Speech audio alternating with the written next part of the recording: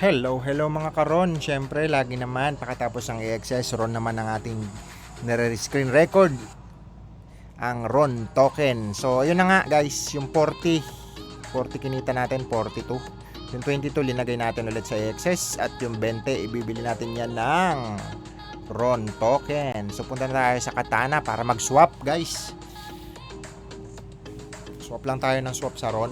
So, times natin sa, kunyari 400. Kano bang excess ngayon? What the? Hanggang na. Si excess 445.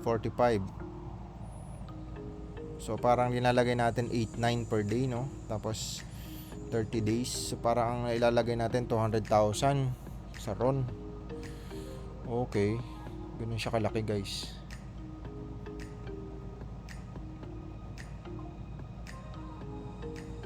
Nagahang naman. Nagahang na siya. Yun.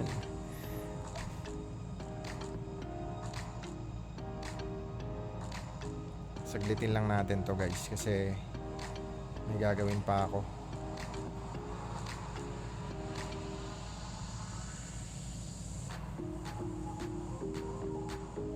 What happened?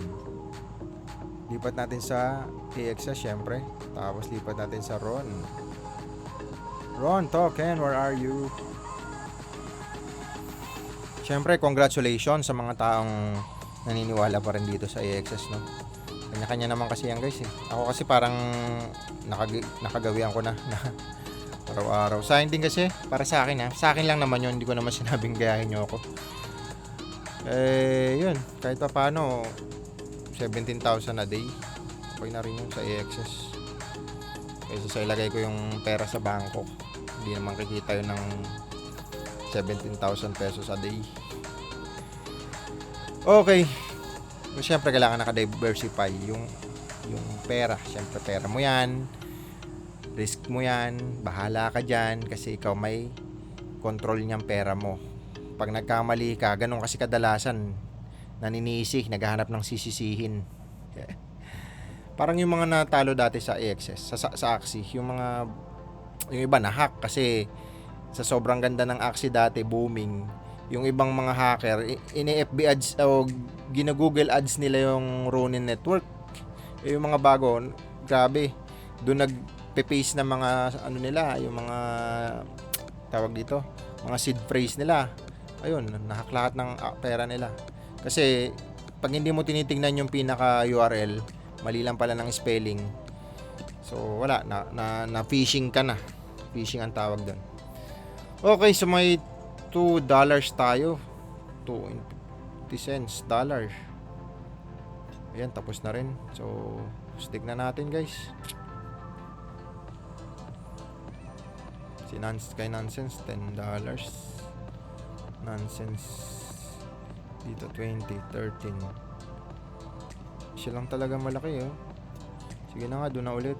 Nonsense na lang. Delegate natin dyan. Max natin guys. Magtitira tayo. So 48 lang. Yan. Okay.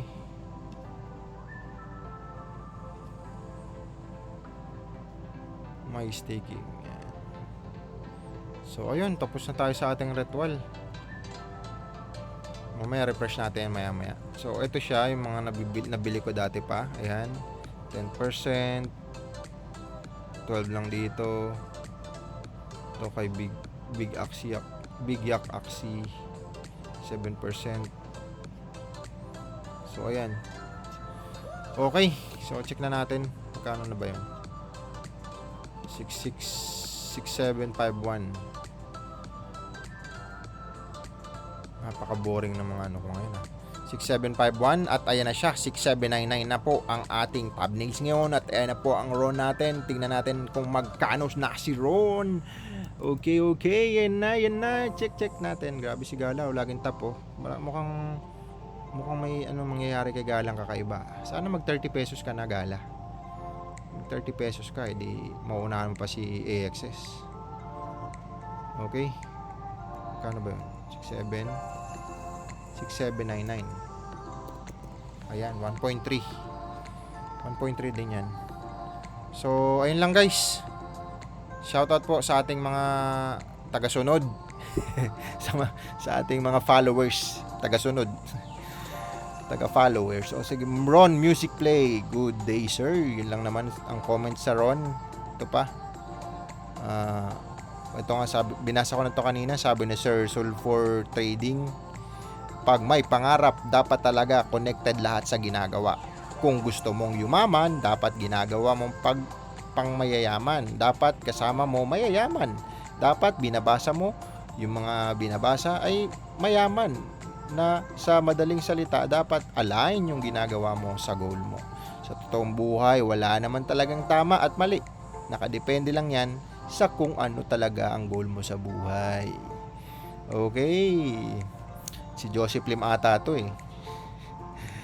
Networker to si Sol for Trading. Okay, so alright. Ayun lang naman ang mga comment natin sa Ron na video. Tapos na tayo kasi dito sa AXS. At ayun na nga guys, follow nyo na yung channel natin para dumami naman tayo dito. Tapos magtanong about business, kung ano mga try. Pag alam ko naman, edi sagutin natin yan. Kung ano mga kanegosyohan yan. So ayun, thank you so much. See you tomorrow. Bye.